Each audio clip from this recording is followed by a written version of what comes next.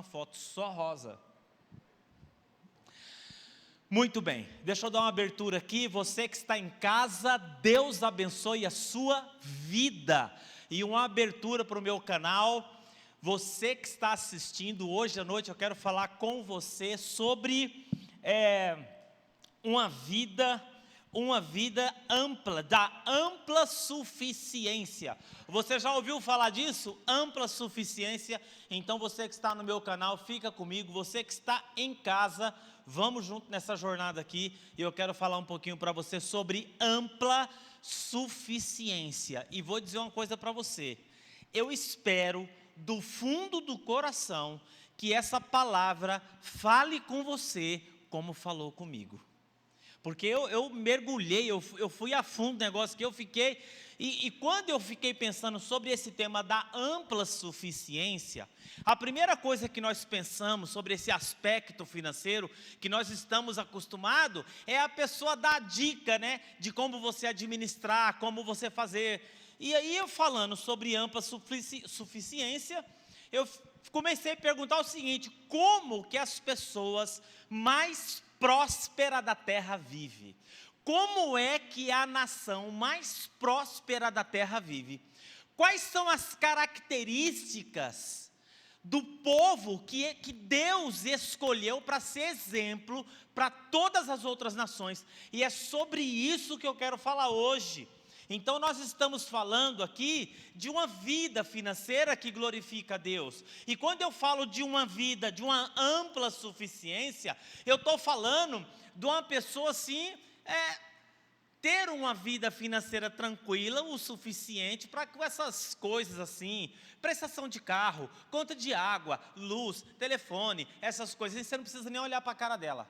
Você tem o suficiente para você viver e você tem o suficiente para poder ajudar alguém, que eu vou falar um pouquinho sobre o que é justo, como que o judeu enxerga essa questão do justo, não é isso? Alguém bater na sua porta e... Quando eu falo de autossuficiência, da ampla suficiência, eu estou falando que a crise vai chegar, mas você não vai se estremecer, porque você está com a vida em ordem. E a pergunta é: quais são as características na vida de uma pessoa que tenha ampla suficiência? Eu quero falar um pouquinho sobre isso hoje para você. Então, quando falamos de riqueza sustentável, nós não podemos ficar de fora dos ensinamentos do povo judeu e da palavra do Senhor, porque eu não acredito para o cristão nenhum tipo de ensinamento que a palavra de Deus não esteja inserida. A Bíblia, irmão, não é acessório. A Bíblia é o fundamento para tudo na nossa vida. Para tudo, para o ministério, para a família, para o casamento, para o negócio, para o empresário, para tudo. A Bíblia é o fundamento daquilo que nós ensinamos, não é acessório.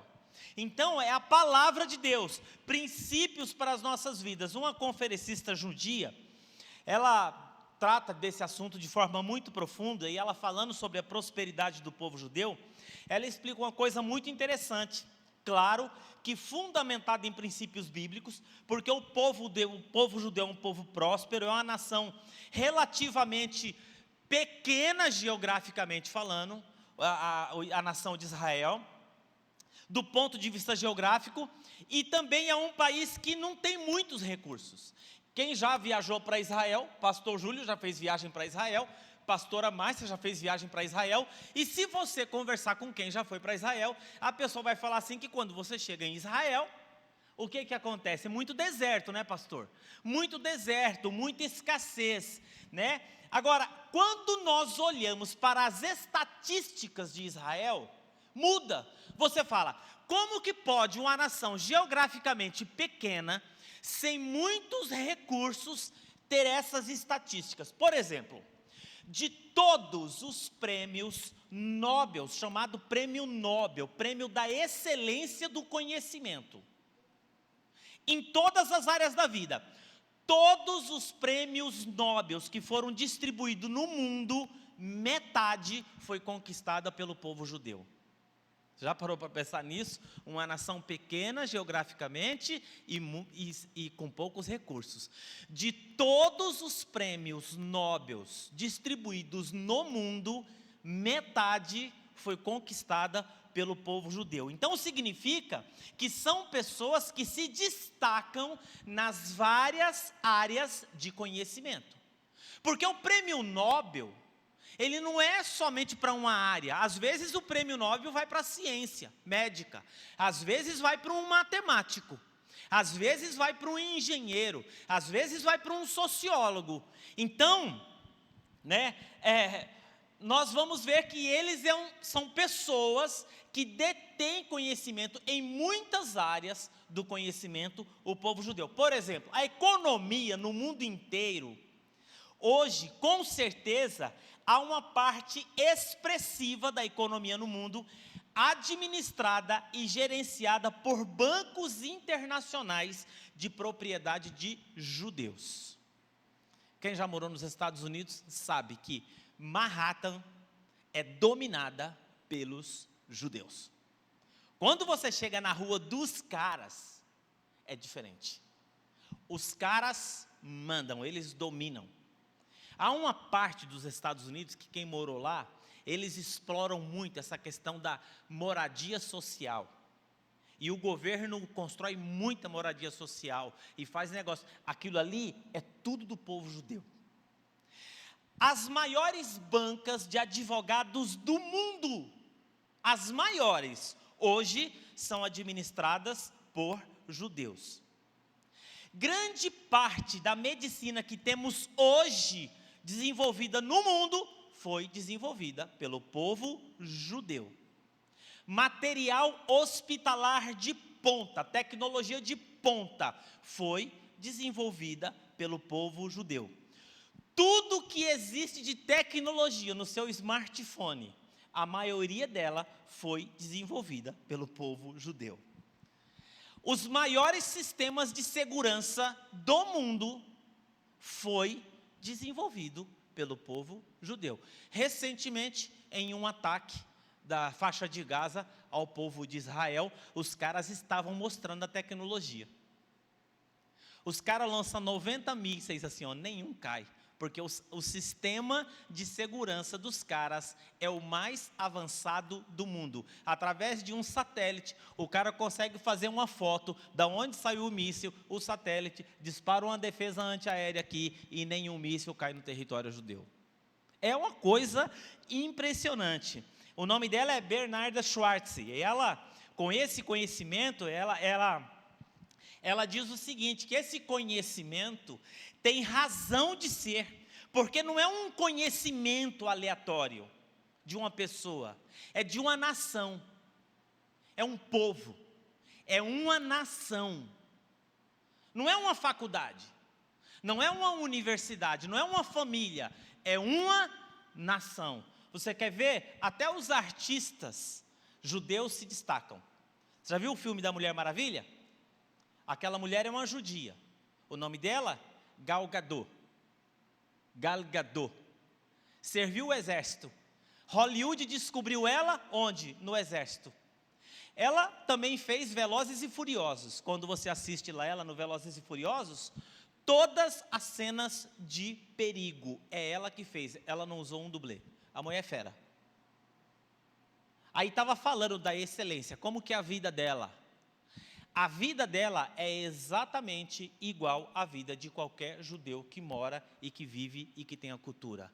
Ela serviu o quartel, ela serviu isso, ela serviu aquilo, ela foi para a faculdade, tudo. Então, você percebe que é o conhecimento de uma nação, de um povo especial. E eu quero falar hoje de 5 coisas fundamentais que existem na vida desse povo, que é um segredo para uma vida de autossuficiência.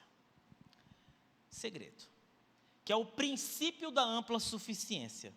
E eu gostaria de provocar você o mesmo sentimento que eu recebi ao preparar esse material. Princípios aplicados na vida que produzem resultados extraordinários. Baseado no livro de Provérbios. Então eu vou falar o versículo, eu vou falar o princípio, e nós conversamos um pouquinho sobre isso, e eu quero que você avalie a sua própria vida hoje. Eu não vou avaliar, você vai avaliar. Porque o povo judeu prosperou e prospera. Detalhe, o povo judeu prosperou e prospera, né? Mesmo que esteja passando por situações difíceis. De todas as situações difíceis que o povo judeu passa, eles tiram uma grande lição e existe um grande avanço. Então a primeira coisa aqui que eu coloquei, excelência. Repete comigo, fala, excelência. Olha o que diz Provérbios 22, 29. Você já observou um homem habilidoso em seu trabalho? Será promovido ao serviço real e não estará a serviço da plebe. A plebe. Então o princípio é você está vendo alguém que tem excelência naquilo que faz. Você está olhando alguém que tem expertise naquilo que faz. Você está olhando alguém que quando ele faz alguma coisa, ele se destaca naquilo que faz, que ele é especializado ao ponto de chamar a atenção. Provérbios está dizendo que esse será colocado entre os reis e não prestará serviço à plebe. O que ele está dizendo com isso é que as pessoas que têm esse nível de desenvolvimento acabam ocupando lugar de destaque pela capacidade que tem de fazer a diferença em uma determinada local, região ou uma área específica. O povo judeu se preocupa com esse preparo, com essa excelência. Tudo que vai fazer tem que ser com excelência. Pastor, eu não gosto do que eu faço. Então você precisa procurar a começar a dar significado espiritual àquilo que você faz, mesmo não gostando. Porque ninguém começa na vida fazendo o que gosta. A gente começa fazendo aquilo que precisa ser feito, para depois adquirir o direito de fazer aquilo que gosta. E como é que a gente coloca significado nisso? Fazendo com excelência. Excelência. A excelência, ela agrada a Deus e inspira as pessoas. Tudo que eles fazem, eles procuram fazer com excelência. Se ele é dono de uma simples loja, ele quer que a sua loja seja a mais bem organizada, a mais bem estruturada, dentro da compreensão que ele tem e dos objetivos que ele tem, que é obter lucro no seu negócio. E esse é muito importante, irmãos, esse princípio que seja assimilado por nós. Porque se nós queremos ter uma vida bem-sucedida, é o princípio da excelência naquilo que faz, é fazer bem feito. Nós temos um grande problema, sabe qual que é o grande problema? É fazer as coisas do tipo meia boca, é fazer o mais ou menos, é fazer empurrando com a barriga. Só que lá na frente a gente percebe que o que foi feito não foi bem feito, e aí a gente gera uma reclamação e insatisfação. E aí esse profissional, ao invés de ser reconhecido como um destaque de excelência, ele passa a ser reconhecido como alguém que faz as coisas de qualquer maneira, e depois sofre as consequências da rejeição. Um judeu, ele quer ser reconhecido pela excelência daquilo que ele faz. Você já imaginou você ser reconhecido por aquilo que você faz ser mal feito? É um problema.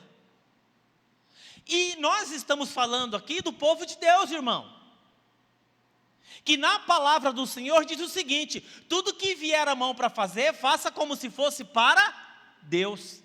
O problema é que a gente faz achando que está fazendo para o homem, para o patrão, para o fulano, para o beltrano, para o cicrano, e aí a gente não faz com excelência, faz de qualquer maneira. Ah, isso aqui está bom. Ah, isso aqui está certo, isso aqui está certo. E nós queremos que Deus coloque a mão nisso, não vai colocar a mão nisso. Você pode participar de curso, de coach, de treinamento, pode todos os pastores do Brasil colocar a mão na sua cabeça, se não houver excelência, esmero, dedicação naquilo que você faz, você aplicando tempo, você não vai ser bem sucedido e você não vai ter autossuficiência. Não vai ter. Porque nós gastamos mais tempos hoje com a Netflix do que aprendendo aquilo que nós temos que fazer. E a gente chega fazendo mais ou menos. É por isso que, em geral, ele prospera naquilo que faz. E ele vai crescendo dia a dia. Um valor do que ele faz. Daí o fato dele sempre ter um valor agregado no seu produto inicial. E isso não é apenas uma situação de um ou outro. Eu estou dizendo para você que isso aqui é uma mentalidade de nação. Eu estou falando aqui de uma mentalidade de nação, de trabalhar com excelência. Então eu pensei, essa excelência tem que ser a mentalidade de uma igreja que quer tocar a cidade. Não dá para subir aqui e cantar desafinado. E quando o pastor fala, você E depois eu vou falar de um outro princípio do povo judeu.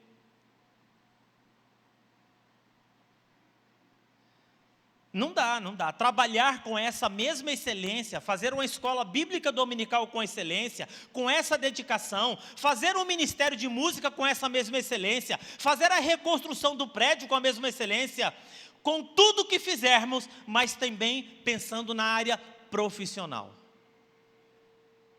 Chama uma empregada lá para você ver, para fazer uma faxina na sua casa. Eu gosto de chamar de secretária do lar. Que ela faz bem feito e com esmero. Ela ganha mais do que muitos advogados. Porque uma faxina em geral, a pessoa geralmente hoje cobra o quê? 160? Mas dependendo, ela fala assim, a minha é 300. A minha é 300, mas é uma por dia, mas é bem feita. 5 vezes 3, 15, é 1.500 por semana. Você coloca isso vezes 4, são 6.000 reais. E quem sabe o que é uma faxina bem feita, uma pessoa de confiança, paga. Porque você pode fazer de conta que ela limpou e você faz de conta que está tudo bem.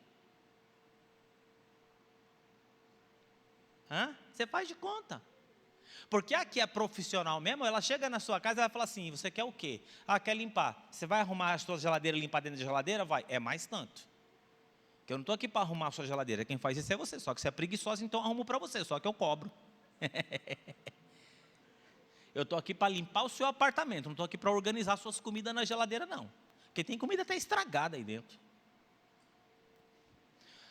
Você está entendendo que eu estou falando de excelência?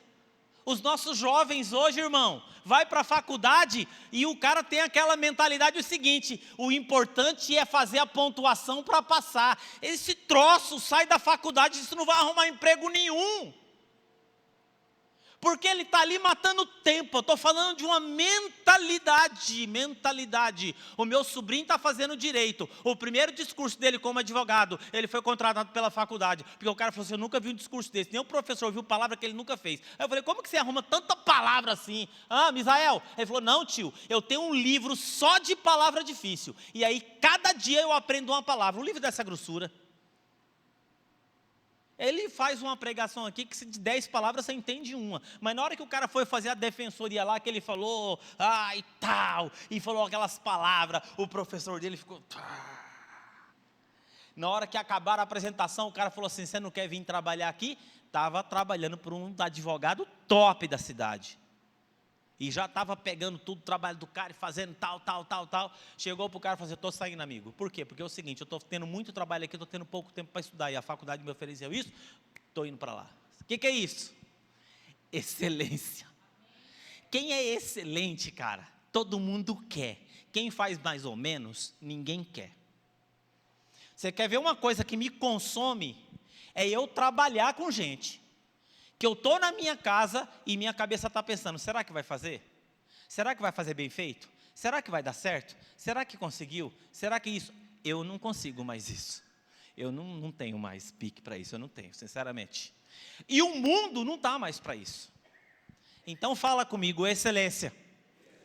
A excelência, ela inspira as pessoas e ela agrada a Deus. Se a segurança, faça direito. Se a empresa, tudo, se você fizer com excelência. Você já percebeu que nós temos uma cultura dos caras saber fazer tudo? Sabe fazer tudo. O brasileiro tem essa cultura. O cara sabe fazer tudo. O cara, ele sabe pintar, ele sabe colar carpete, ele sabe montar móveis, ele sabe construir, ele entende um pouco de contabilidade, já trabalhou em escritório de administração.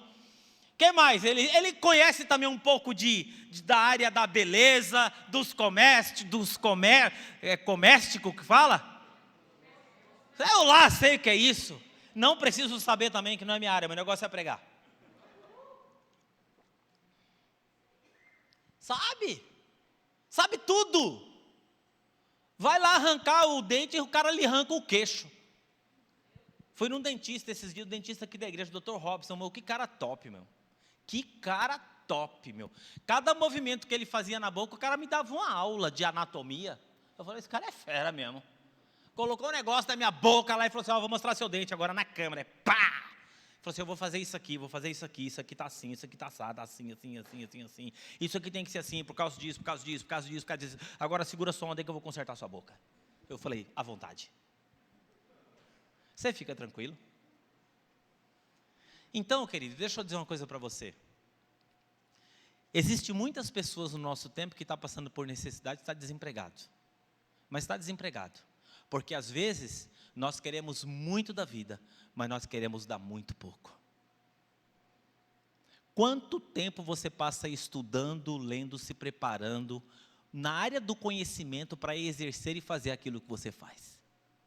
É o mais ou menos ou é o expert?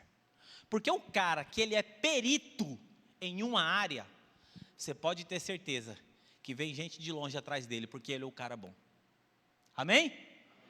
Então, para você ter uma vida de autossuficiência, você precisa pensar quem você é. A igreja que foi assaltada, estava conversando com o Cabral. Falei, como que foi o tratamento lá da corretora de seguro? Péssimo.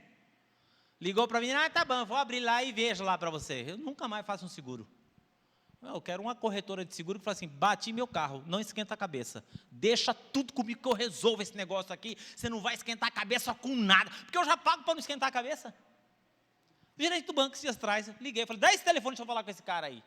Precisava fazer uma transferência. Falei, amigo, nós temos conta há tanto tempo, e você está passando serviço de telemarketing para mim fazer, você é o gerente da conta. Se vira, peão. Você vai ficar sentado aqui, então que eu estou cozinhando minha mente aqui, telefonando, diz que 1, diz que 2, diz que 3, fala com o fulano, fala com o Beltrano, fala com o senhor, que é gerente de nada, se for para fazer isso eu faço. Já dei na lata, irmão. Falei, que é isso, rapaz? Toma! Eu falei, Cabral, você vai ficar 10 dias aí para fazer isso, irmão. Ele falou assim, pastor, então dá aí, deixa eu resolver esse negócio. Eu falei, escuta, você não é gerente da nossa conta? É, então resolva. Resolva, porque senão eu vou aí na agência. Desculpa, pastor, já estou resolvendo. Pô, o cara está lá dentro da agência, não está fazendo nada, sentado na mesa.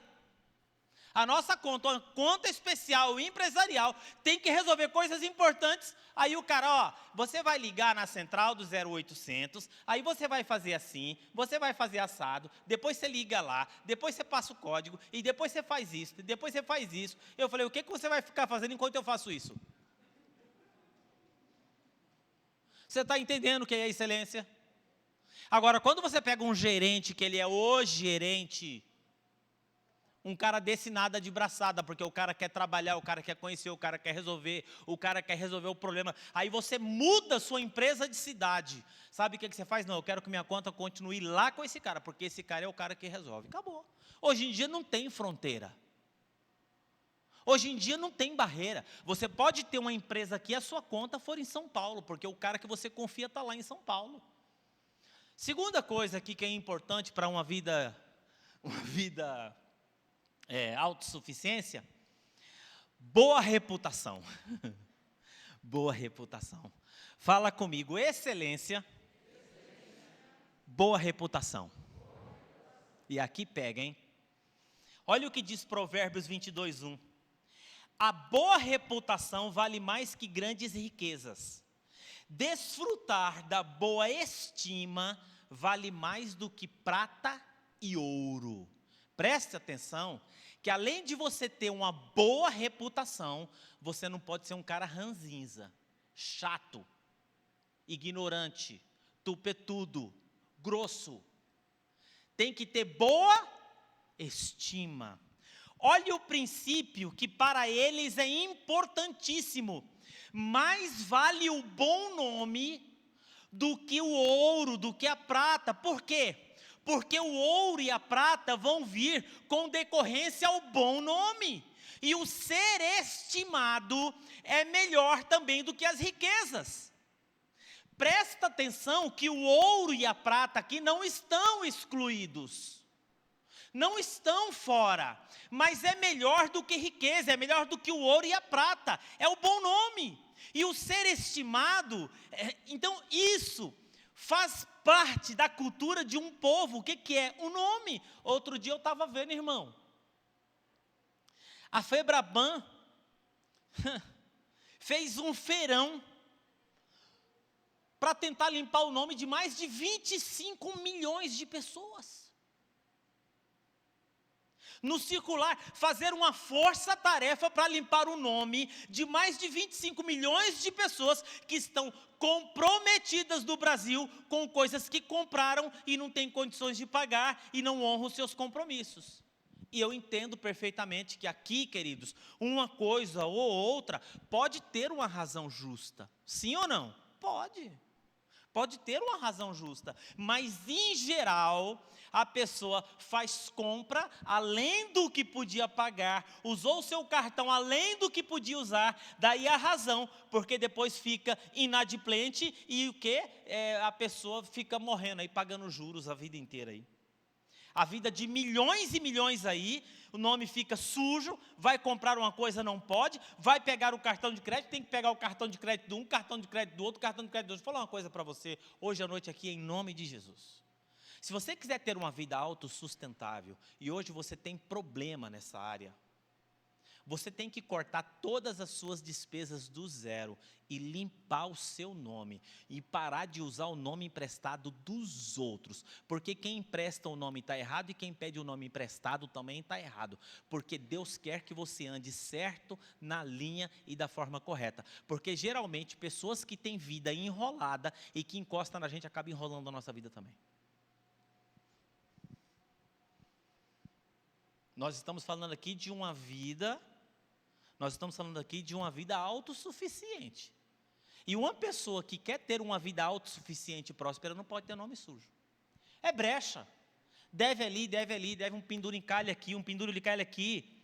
Não, pede o cartão do outro emprestado, outro empréstimo. A nação judaica, então, isso não é de acontecer. Por quê? Porque eles preservam muito o nome e o nome da família.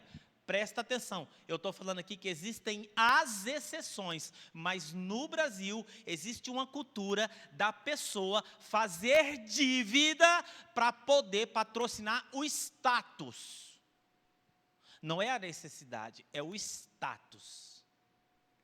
Sabe o que é, né? Aquele negócio da compulsão, da gastância, do negócio de você gastar o que você não precisa para mostrar para a pessoa que não está nem aí para você e que não vai fazer diferença nenhuma na sua vida. Não é só o nome da pessoa, é o nome da família. Então eu acho que isso é a base do cristianismo. Irmãos, o nome é a base da nossa fé cristã, preservar o nome, porque o nome mais precioso é o nome, por isso que o nome de Jesus é o principal. Está vendo como que é o negócio? Tudo o que acontece, o nome mais excelente é o nome que nós citamos para dar estabilidade, seguranças às nossas reivindicações. Diante de Deus, nós usamos o nome de Jesus, que é um nome que tem autoridade. Você já imaginou se o nome de Jesus não tivesse autoridade? Você já imaginou se o nome de Jesus não fosse respeitado? O nome de uma pessoa é muito importante para que ela possa ter autoridade e para que ela possa ter a honradez na cidade, o respeito. Então, o segundo princípio aqui é bom nome. Eu falei de excelência e agora eu estou falando de nome. Ter um bom nome nas organizações, ter um bom nome nas instituições, ter um bom nome no governo. O governo tem que ter. Se não tem nome, não tem credibilidade. Se não tem credibilidade, não tem confiança. E não tendo credibilidade e não tendo confiança, sabe o que é que não tem? Não tem produtividade. As coisas avançam. O cara não tem nome. É um passo para frente, 10 para trás. É um passo para frente, 10 para trás. E aí você vê o cara tentando pegar nome de um emprestado, nome do outro emprestado, nome do outro emprestado. Viver dentro de um padrão que não pode pagar, viver de aparência. E o nome todo enrolado. Aí a empresa no nome do A, do B, do C, do D, não vai prosperar. Não vai ter vida autossuficiente, não vai. Tem que pegar um passo de cada vez. O cara fala assim, eu levei tantos anos para arrebentar, mas eu vou dar um passo de cada vez, mas eu vou dar um passo na direção certa. Eu não vou trocar o meu carro enquanto não limpar meu nome. Irmão, tá pensando o quê?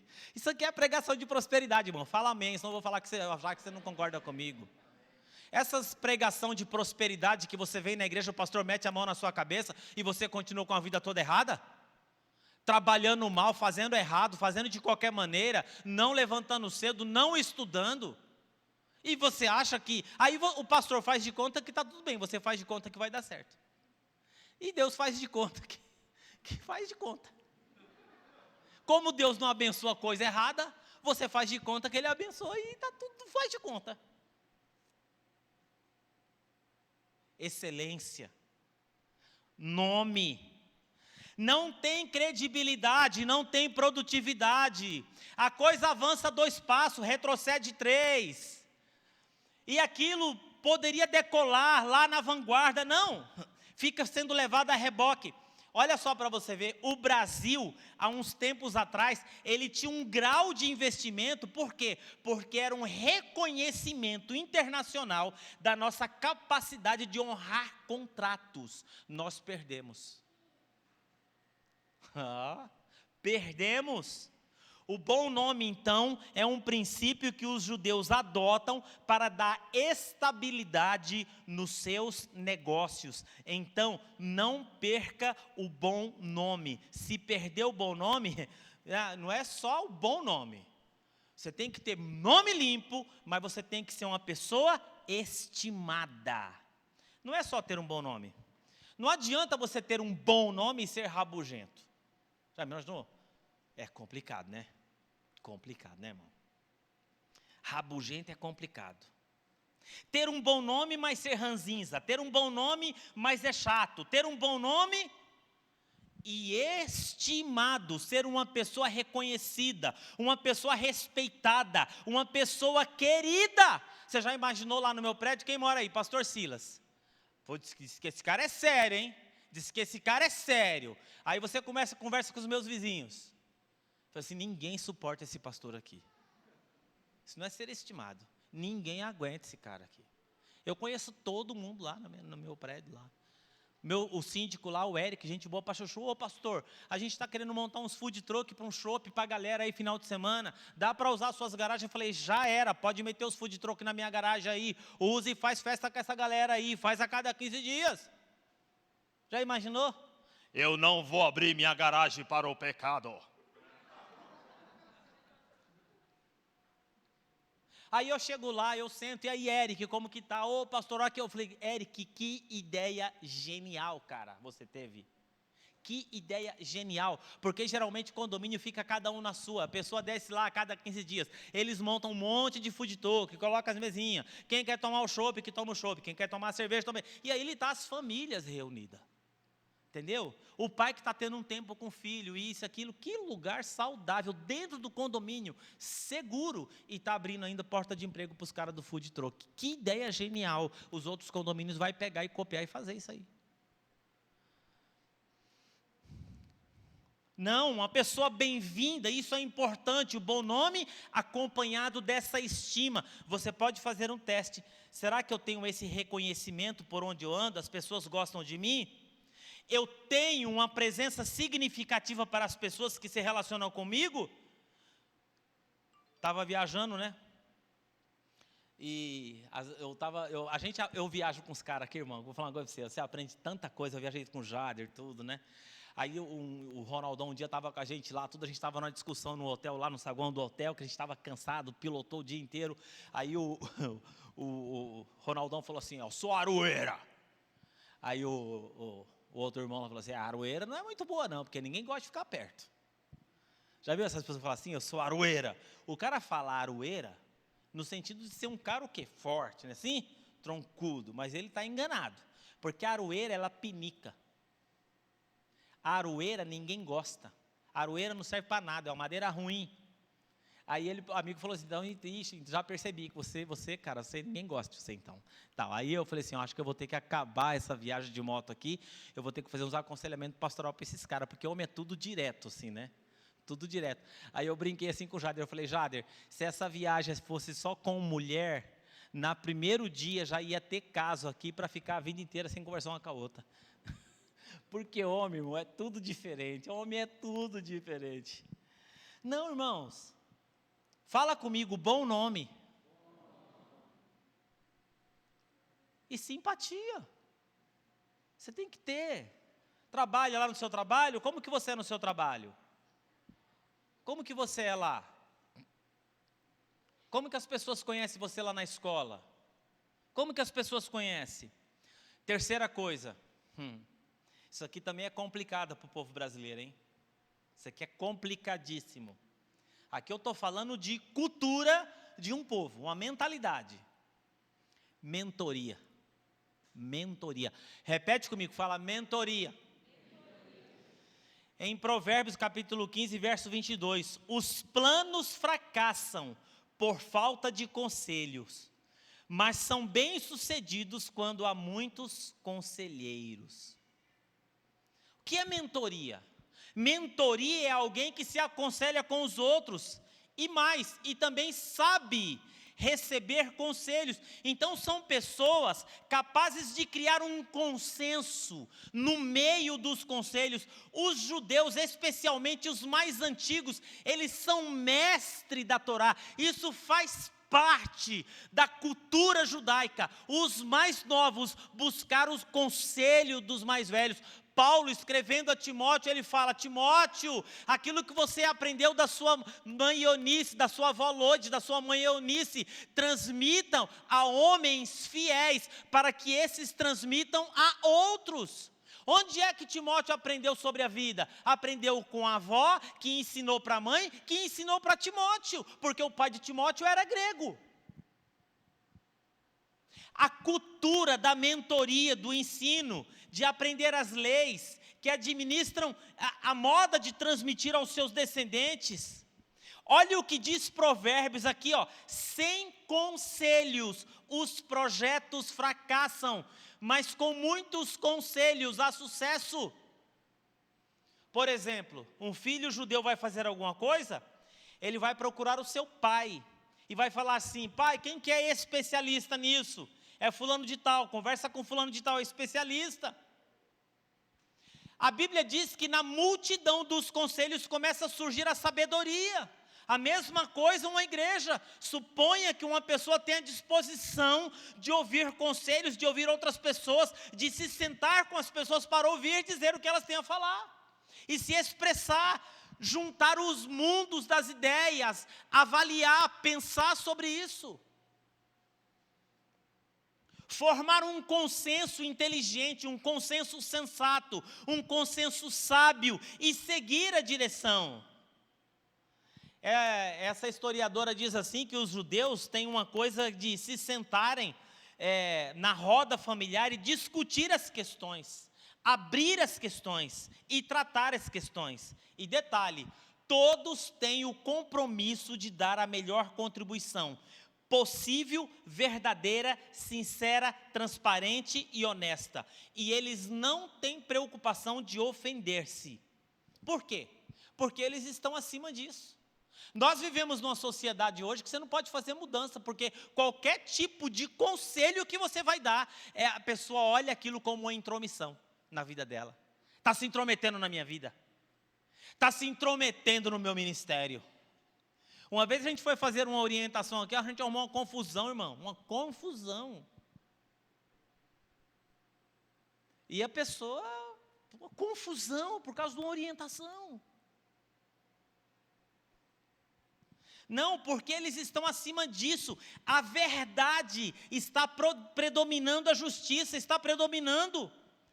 E a gente entender que a gente tem que estar disponível a ser conselheiro e tem que estar disponível a ser aconselhado.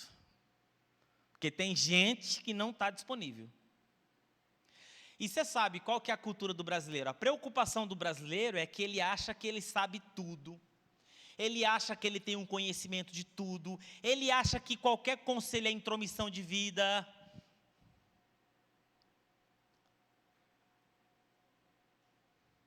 E não é se alguém está fora percebe algo importante sobre o nosso caminho. Você pode somar tantas contribuições, irmãos, e pode tirar uma média, a possibilidade de você acertar é melhor. E esse povo prospera por quê?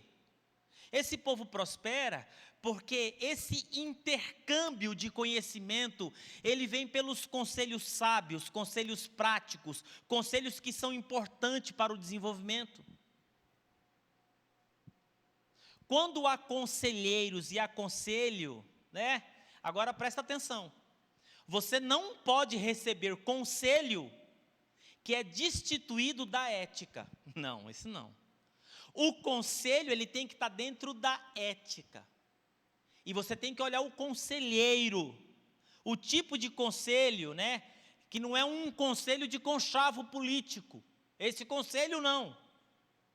Não é um conselho, não. É conselho fundamentado na palavra. É o conselho fundamentado nos princípios, nos valores. É o conselho que preserva o nome.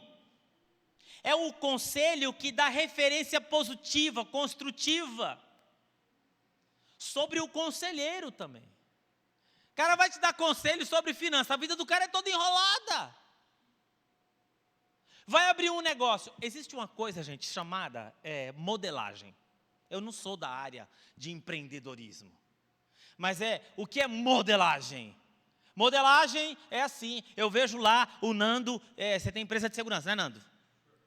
Aí eu chego e falo assim, nossa, o Nando está nadando de ganhar dinheiro, eu vou abrir uma empresa de segurança. Aí eu vou lá, compro os negócios doidos lá, e saio já colocando, e daqui a pouco eu estou com a vida toda enrolada, estou gente processando. Isso não é assim que funciona. Você tem que fazer uma pesquisa, quantas empresas de segurança tem nessa cidade, quais são as dificuldades, quais são os prós, quais são os contras, quais são as dificuldades que ele enfrenta. Nando, qual é a jornada que você passou, quanto que eu preciso de capital para poder contratar, quantos funcionários vão pedir a conta para ser mandado embora, qual que é a rotatividade, porque tem trabalho que tem muita rotatividade, porque ninguém quer ser faxineiro o resto da vida, ninguém quer ser vigia o resto da vida. Às vezes o cara está ali por um tempo, mas ele está fazendo a faculdade, ele está estudando, e a pessoa, irmão, hoje em dia, como os caras já sabem tudo e ninguém quer conselho de nada, sai fazendo a torta e a direita e quebra a cara. Peça conselho. Peça conselho. Hoje tem tanta ferramenta, tem tanta instrução.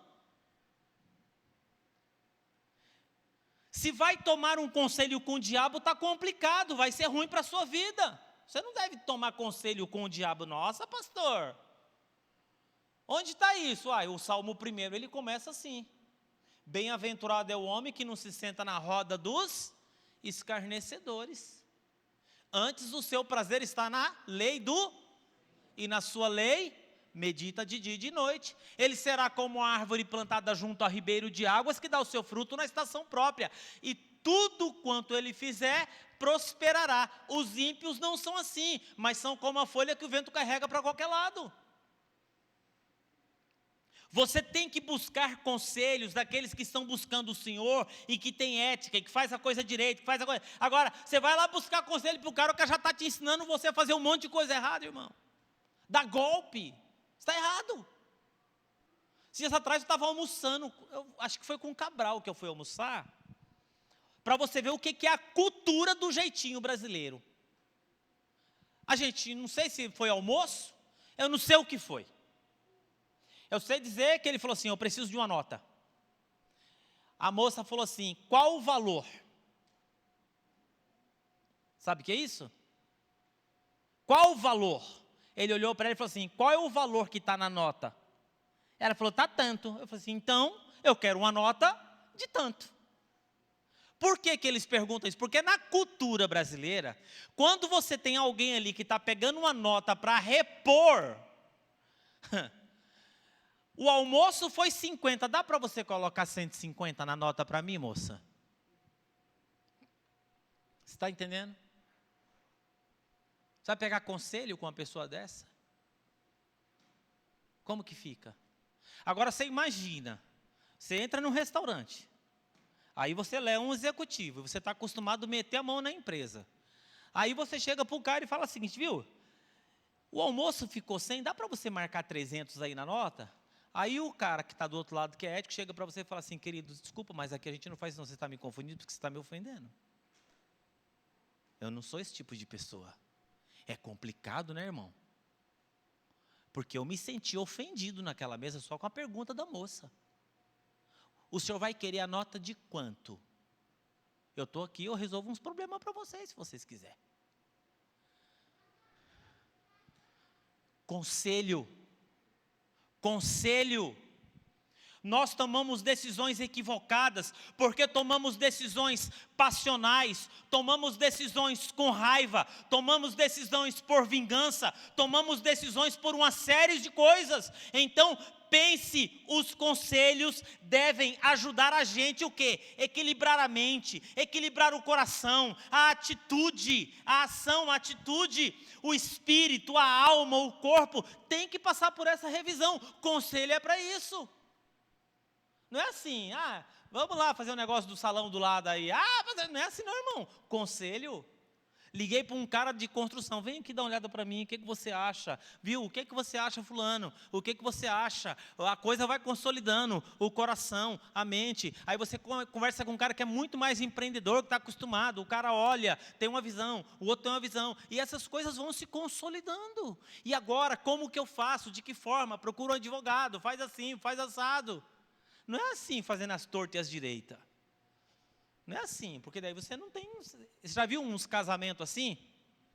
A mulher não sabe quanto o marido ganha, não sabe o que o marido faz, não sabe que tipo de negócio, não pede permissão, não sabe de nada. O cara vai fazendo de qualquer jeito. A mulher fica voada de tudo. E já tem umas mulheres que é voada de natureza, que o marido chega com um monte de coisa em casa e ela não pergunta. Onde você comprou, o que você fez, que tipo de negócio você fez, como é que está esse negócio, está enrolado, não está, você fez sociedade, você perguntou para mim?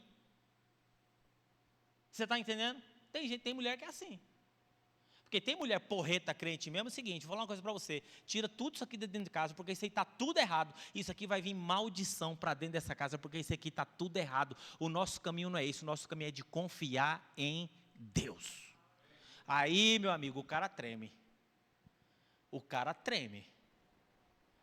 porque você sabe, né, aquela questão do jeitinho brasileiro, atalho não dá. Então, o princípio judaico de sabedoria é aconselhar, ser um conselheiro. Com muitos conselheiros há sucesso, mas então escolher bem os conselheiros, escolha bem, seja sensível. Não adianta você ter bons conselheiros e não ter projeto. Para você, no próprio conselho, você já vai encontrar pessoas que podem te orientar isso também. O judeu raciocina o conjunto da obra e não uma coisa isolada. Olha que coisa interessante, eu vi uma estatística interessante, pastor Júlio. Diz que o Brasil é um dos países que mais há empreendedores no mundo abrindo negócios, empresas. Mas diz também que é o mais no mundo que os caras quebram empresas. Por quê? Porque não tem projeto, porque não tem conselho, porque não tem orientação, porque não tem estudo, porque não estão preparados, porque não se preparam, porque acha que é assim, abre mais, quebra. Na primeira vista poderia parecer que abre, mas quebra. Em outros países não acontece isso. Em Israel, zero. O cara quando abre, o cara abre para vencer. Então abrir um negócio, abrir um projeto, iniciar alguma coisa, tem que levar em conta o resultado final, tem que ter a iniciativa. O brasileiro tem muita iniciativa, mas precisa de bons conselheiros. Repete comigo, fala, conselho. Vai fazer alguma coisa, filho? Senta na cadeira com alguém que tem mais ciência que você. Senta. 4. Falei 3, né? 4. Essa aqui também nós não gostamos.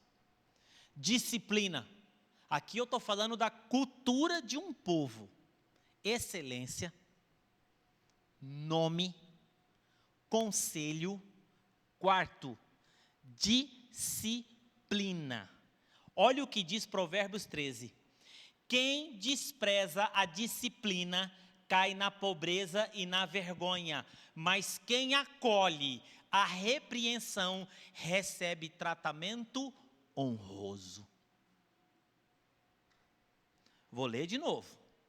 Quem despreza a disciplina cai na pobreza e na vergonha, mas quem acolhe a repreensão recebe tratamento honroso. Pobreza e vergonha sobrevêm ao que rejeita a instrução, mas o que aceita a repreensão será jogado. Se você se julga o bam, não quer ver, não quer ouvir conselho, não quer aprender, não quer se instruir, a Bíblia diz que a pobreza e a vergonha vai vir sobre a sua vida. Sabe aquelas pessoas assim que você vai aconselhar que já sabe tudo? Sabe aquelas orações que a gente faz para Deus, que a gente quer ensinar Deus na oração, como que Ele quer que faz? Você já fez umas orações? Eu já fiz umas orações assim: Senhor, eu quero colocar diante da Tua presença isso, mas Senhor, isso aqui, eu gostaria que o Senhor fizesse assim, gostaria que o Senhor fizesse assado, eu gostaria que o Senhor fizesse assim, e aí, Senhor, tem outra coisa também, sabe aquele cara lá? Eu gostaria também que o Senhor fizesse assim. A gente quer dar aula para Deus, de como, às vezes tem gente que é assim, faz de conta que recebe conselho, mas se acha o sabedor de tudo. A Bíblia diz que a pobreza e a vergonha sobrevêm, mas o que aceita a repreensão será honrado. Muitas vezes nós estamos errados e precisamos ser repreendidos. O problema é que nós não gostamos de repreensão. Precisamos aceitar a repreensão. Às vezes é difícil você ser repreendido. Agora, quando você está sendo repreendido, você tem que entender quem é que está repreendendo você. Qual é a autoridade, qual é o fundamento. Quem é essa pessoa, qual é a jornada dela. Por que você aceita? Você aceita porque isso é saúde para você. É saúde para o seu negócio, é saúde para a sua igreja, é saúde para a sua família, é saúde para a sociedade e seu ministério. A repreensão não é uma coisa ruim, queridos, é uma coisa boa. Por quê? Porque a repreensão traz a gente para o centro, traz a gente de volta para o caminho. Porque nós estávamos desviados, às vezes nós estamos desviados, nós ficamos cheios de preocupação quando repreende um filho, mas não deve ficar chateado e cheio de preocupação porque você repreendeu o seu filho. Você sabe o que a Bíblia diz sobre a repreensão? Diz que a repreensão, ela não é motivo de alegria para o pai que repreende e para o filho que recebe, mas no fim ela produz prosperidade, saúde e alegria. Você não vai repreender o seu filho porque você não quer se indispor com ele, no fim você vai colher tragédia. Porque você quer o bem da pessoa, não tem dúvida nenhuma de você quer o bem da pessoa. Então não é uma repreensão para criar uma confusão, uma briga, uma discussão sem fim. É para ajudar a clarear o seu desvio do caminho. E é interessante isso, porque o objetivo na repreensão do povo judeu é a prosperidade da nação, é a prosperidade da família, é a prosperidade da comunidade. Não é conluio entre pessoas, não, é prosperidade. Isso aqui você está fazendo errado, corrija isso na sua vida. Isso aqui não está correto, corrija isso na sua vida. Eles amam a disciplina e nós também temos que amar a disciplina. Olha assim, irmão. Irmão, vou fazer uma pergunta sincera aqui para todos nós. Quem aqui gosta de ser chamado a atenção? Quem gosta? Ninguém gosta. Ninguém. Ninguém gosta. Ninguém gosta de ser chamado a atenção. Ninguém gosta. Mas quando a gente entende que é um instrumento de Deus para a gente melhorar ainda mais a nossa vida, aí nós olhamos a repreensão como uma bênção. Uma bênção. Vamos nos aproximar daquelas pessoas que nós respeitamos e valorizamos. E vamos dar a ela liberdade de nos repreender, porque na repreensão está o juízo de Deus. Então, esse princípio eu achei fantástico. A honra vem para quem aceita a disciplina, para quem se submete à instrução. Irmão, você quer honra? Então, quando alguém chegar para você, mas a pessoa não tem autoridade. Sabe de uma coisa? Não olhe dessa forma. Olhe se você está errado. Porque o fato, às vezes, das pessoas não terem uma vida correta e estar repreendendo a gente, qual que é a primeira desculpa que vem na vida da gente? Quem é você para falar de mim? Quem é você para olhar isso na minha vida, não é assim? Mas lembre-se que um dia Deus usou uma mula para falar com Balaão. Uma jumenta, né? Uma jumenta. Sabe o que o salmista diz?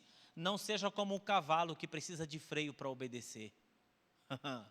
Irmão, de vez em quando a gente canta, Senhor, eu quero ser como um vaso na mão de um oleiro, quebra a minha vida e me faça de novo. Mas quando vem a disciplina e a repreensão, a gente parece de louça, porque a gente não quer ser, aí, você quer ser de louça, aí tem que quebrar tudo, entendeu?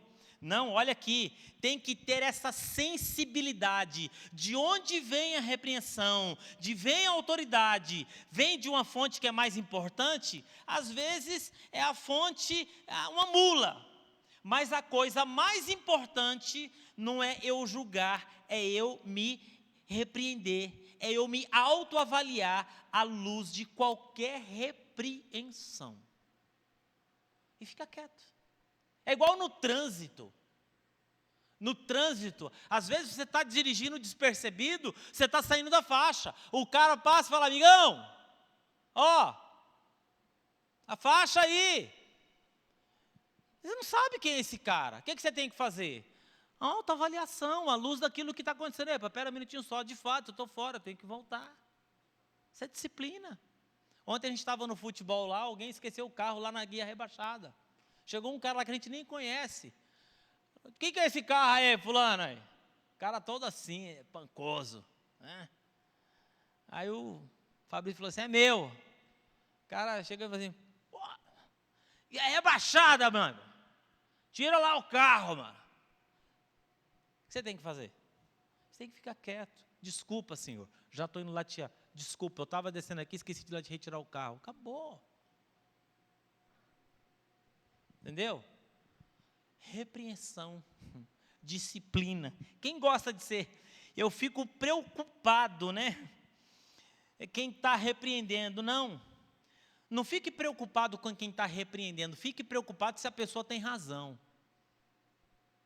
Porque se ela tem razão sobre aquilo que está acontecendo na sua vida, você precisa corrigir isso. Porque a Bíblia fala, quem ama a repreensão será honrado. Mas quem não ama a disciplina e a correção, o que é que ele vai ver? A pobreza, meu, empobrecimento. E por último aqui, cara, tem um aqui que é fera, cultura do povo judeu. Achei isso fantástico. Generosidade com justiça. Generosidade com justiça. Eu acho que essa generosidade com justiça aqui já vale uma pregação. Eu acho fantástico.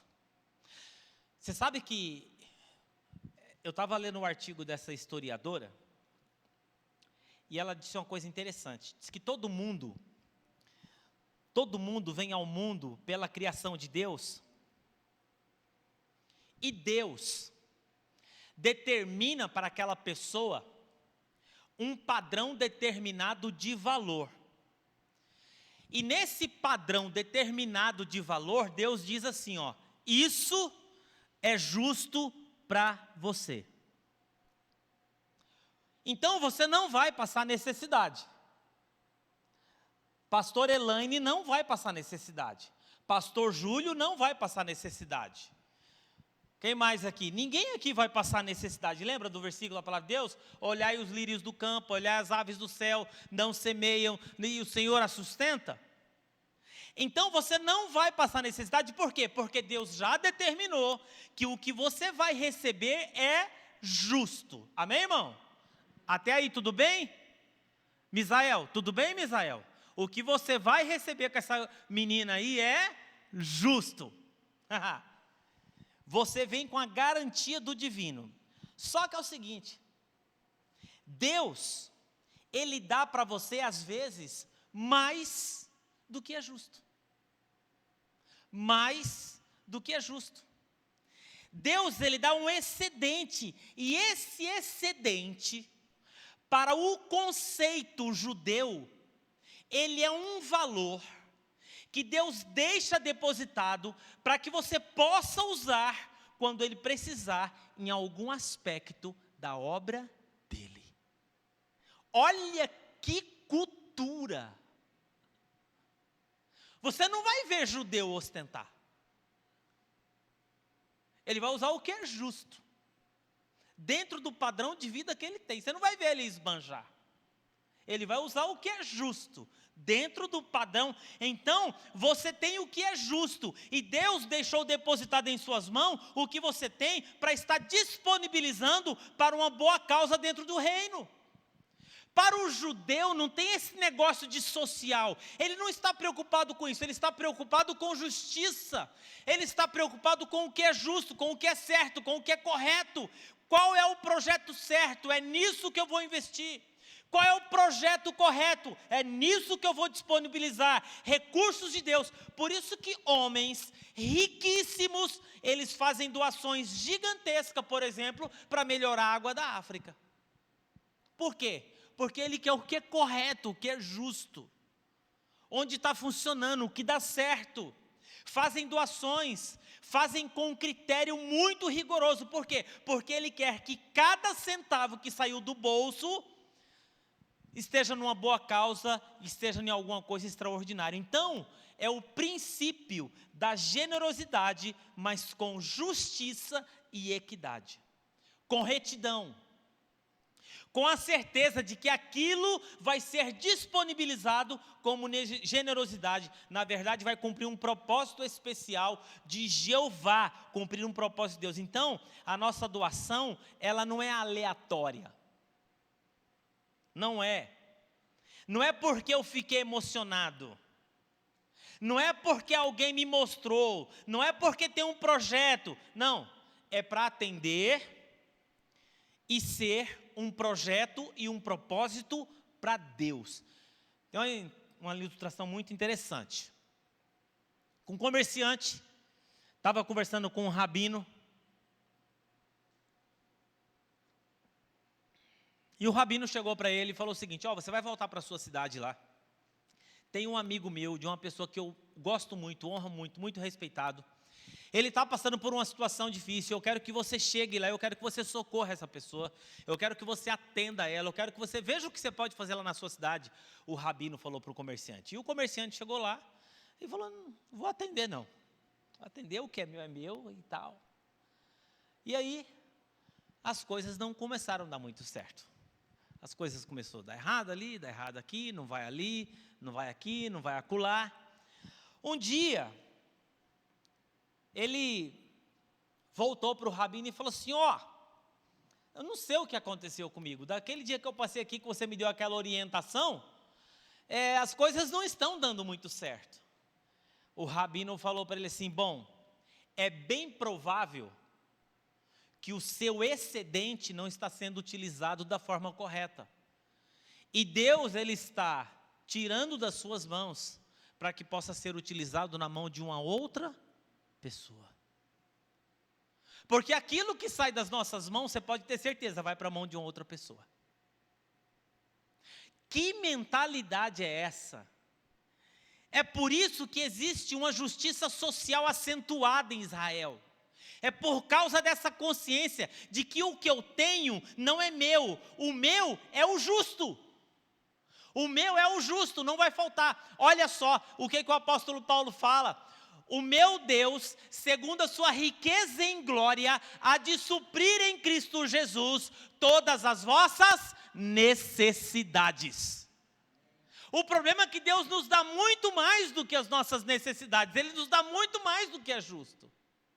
Irmão, vamos falar sério. Se você fosse olhar a sua vida, como é hoje, e o que já aconteceu, de onde você veio, de onde você nasceu, tudo eu aqui, filho de Mané Simão, carroceiro e guarda noturno. Eu tenho na minha vida muito mais daquilo que é justo. Porque eu vou encontrar homens melhores do que eu, mais bem criado, mais bem preparado, que estudou mais, de melhor família, de melhor instrução, de melhor equilíbrio emocional, em tudo que você imaginar. Talvez até mais bem casado, com os filhos muito mais bem estruturado. Que não chegou nem a 10% daquilo que eu conquistei na minha vida. Então eu tenho mais do que é justo. E eu preciso saber administrar isso. Não, o meu é o justo. E o que é justo, eu tenho que ficar com ele mesmo, eu tenho que lutar por ele. Mas o que Deus me deu em excesso, eu tenho que ajudar a construir o reino dele. Fala amém em nome de Jesus aí.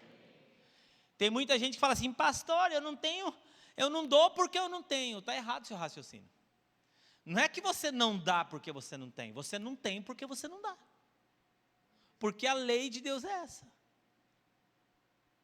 E se você tem e não dá, você não tem, você é escravo do que você tem. Porque você não possui, você é possuído. Existe uma diferença entre você possuir e você ser possuído.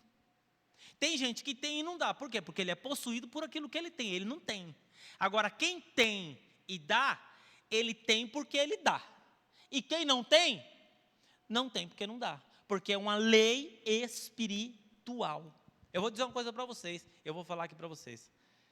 Quando a gente caminha muito tempo no meio da igreja, nesse aspecto da generosidade, a gente sabe quem que é generoso e sabe quem tem um coração desprendido. E você percebe muito bem que essas pessoas, elas não são generosas hoje, elas sempre foram generosas em todos os aspectos. Dias atrás eu estava conversando aqui sobre a nossa campanha aqui, eu fiz uma pergunta muito interessante, até vou fazer aqui agora. Quem é que gostaria de ter condições de chegar assim, pegar um cheque ou ligar para o seu gerente do bolso? Você gostaria disso, Alexandre? Quem não gostaria, Nando, de falar assim, ó, faz o seguinte, eu preciso que você faça um depósito administrativo ou um cheque administrativo de R$500 mil, porque está tendo um projeto na nossa comunidade aqui e eu quero ofertar R$500 mil para esse projeto. Quem gostaria de fazer um negócio desse? Agora, se você não faz com aquilo que Deus te deu, como que você vai fazer um negócio desse? Você está entendendo? Se você não faz ganhando 1.000, sabe quanto que você vai dar um dízimo de R$500 mil? Nunca. Se você não consegue ser generoso com 5 mil, sabe quanto que você vai ser generoso com 1 milhão? Nunca. Porque você é possuído por 1.000, e você confia nos 1.000, você confia nos 2.000, você confia nos 3.000, e você vai continuar confiando no 1 milhão, no 2 milhões, no 3 milhões, porque Deus não é o seu Deus, o que é o seu Deus é o seu jeito, você não confia em Deus. Você está entendendo? É isso. Dias atrás estava conversando com minha esposa, né? Eu falei assim, e se der errado? Ela falou assim, se der errado, nós temos o nosso plano B. Ela falou, qual é o plano B? Nosso apartamento. A gente vende e resolve o problema. Isso é plano B. Todo mundo tem que ter o plano B. Isso é um passo de fé. Aí eu falei assim, a gente volta a pagar aluguel, mas isso não é importante. O importante é que a obra de Deus seja feita. O importante é que Deus cuida de nós e sempre cuidou. Ele cuidou quando eu não tinha um apartamento, ele cuidou quando eu morava ali como que é o nome daquele bairro ali, meu Deus do céu? No Jardim Umuarama, com uma casa de 4 peças sem reboque, sem piso e sem telhado. Ele cuidou de mim quando eu morava no Tancredo Neves, lá na Rua 5, que era uma casa emprestada. Ele cuidou de mim, cuidou dos meus filhos e continuou cuidando. É Deus que cuida de mim. E é assim que nós temos que crer. Então essa cultura, eu estou falando aqui, gente, de uma vida. Eu estou falando aqui de uma vida, que eu estou falando aqui de autossuficiência. Sabe o que é autossuficiência? Deus é quem cuida de mim, e Ele me dá aquilo que é justo, e aquilo que Ele me dá mais, eu administro com amor, confiando nele, porque Ele tem muito mais para me dar. Não, olha só, a gente está morrendo, tem um problema. Esse problema não é meu, esse negócio não é meu, essa família não é minha. Por quê? Não é minha gente, não é minha família. Mas quando o judeu entende a nação, ele tem a família, ele tem um povo, ele entende Jeová. Jeová. Você já percebeu que todas as vezes que o povo caía no erro na nação de Israel, e o profeta, ele pedia perdão em primeira pessoa? Nós pecamos, nós fizemos. Por quê? Porque ele olha a nação como se fosse um. E é assim que nós temos que caminhar. Assim eles prosperam juntos. Por que eu estou dizendo? Porque me tocou muito esses princípios. E eu quero finalizar aqui. Quero que você fique em pé. Eu achei que ia dar para cantar, mas é 8h10. Eu quero que você fique em pé. Eu quero colocar 3 coisas aqui para você pensar. 3 coisas.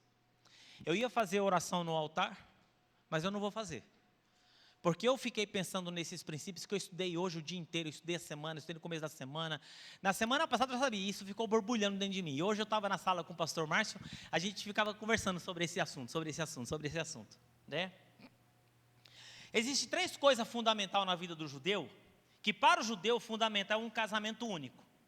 Não ficar mudando de casamento. Casamento único é fundamental para eles construírem uma família e construir um projeto familiar. Segunda coisa, nas economias, não esbanjar nunca. Seja econômico, não gaste. E esse não gaste aqui não seja avarento. Porque você tem que desfrutar do melhor que Deus te deu da melhor maneira possível. E se você se sente em pecado de desfrutar daquilo que Deus te deu, você tem que tratar o seu coração. Certo? Gaste o que for justo pelo que Deus te deu. O resto, esse excesso, você tem que administrar de acordo com os projetos de Deus. Gaste o que for justo dentro do seu padrão de vida. Você pode ter um carro bom, tem um carro bom. Você pode morar em um condomínio, mora em um condomínio. Você não pode ter condição de morar dentro de um condomínio. Eu vou falar um condomínio, cara, fala aí, um condomínio Maison do Parque, certo? Aí você fala, pastor, eu não ligo para isso, por isso eu moro aqui no Tancredo Neves. Isso aí chama-se avareza, isso é pecado. Então você tem que morar dentro do que é justo, daquilo que Deus te deu. Você tem que viajar dentro daquilo que Deus te deu, dentro do justo daquilo que Deus te deu. Agora, não é assim? Agora, terceira coisa, seja discreto. É muito importante doador e generoso, disciplina. Disciplina é fundamental também. E aí, eu quero deixar para vocês aqui essa noite, esses princípios, essas ideias, para que você comece a pensar um pouquinho sobre isso.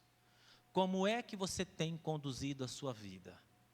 O seu comportamento com o dinheiro, com o trabalho, com os seus estudos, com o seu preparo, com os conselhos que você toma, com a disciplina que você recebe, o seu comportamento caminha em direção à autossuficiência ou não? Como que é isso? Eu quero chamar você para orar nesse momento, mas eu quero fazer que você ore de forma séria nesse negócio aqui. Por quê? Porque se sua vida for próspera nesse sentido, o nome do Senhor Jesus vai ser glorificado. Não é você falar, eu tenho dom, tenho vocação. Levantar 11 horas? Levantar 11 horas? Não estuda? Não procura uma faculdade? Isso não é vida de autossuficiência, isso é vida de depender dos outros. Isso é vida depois de um casamento para a mulher ficar sustentando o vagabundo dentro de casa. Isso é vida sim. Eu estou falando de uma vida de princípios que Deus deixou. Nome, excelência, conselho, generosidade, disciplina. 5 aqui, que se você falar, eu vou colocar esse negócio na minha vida de forma séria, não importa a idade que você tenha, a sua vida vai dar uma guinada extraordinária. Eu quero convidar você à oração nesse momento. Pai querido e amado, eu quero colocar diante da tua presença, Senhor, em nome de Jesus, essa noite, essa palavra, essa orientação. Eu quero pedir, ó Pai, que como igreja do Senhor Jesus Cristo, Senhor, que o Senhor possa trazer no nosso coração um temor tal, que nós possamos olhar, ó Pai, para a vida de forma diferente, para os dons, para os talentos, para os recursos que o Senhor nos dá, de maneira diferente, para que nós possamos crescer, prosperar, não para o nosso benefício próprio, mas para a glória do Teu nome, e para que as pessoas que estão à nossa volta, possam dizer o que disseram para o povo judeu: grandes coisas o Senhor fez por eles, grandes coisas fez o Senhor por nós, por isso nós estamos alegres. Derrama da tua graça sobre o teu povo, para que o teu povo possa ver que o Senhor tem muito mais, medida, sacudida, transbordante, de todas as formas, em todas as áreas, para o teu povo. É isso que nós cremos, e é com essa disposição que nós queremos caminhar, em nome de Jesus, amém. E se assim você crê, você aplauda ao Senhor em nome de Jesus. Glória a Deus, aleluia, aleluia.